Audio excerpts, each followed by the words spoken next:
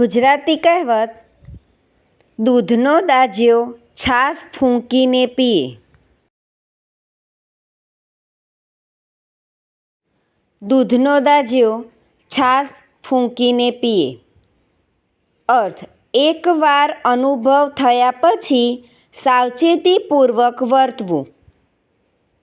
વાક્ય: ભાઈબંધે દગો આપ્યા પછી લક્ષ્મણ હવે કોઈની ભાગીદારીમાં ધંધો કરવા નહીં માને.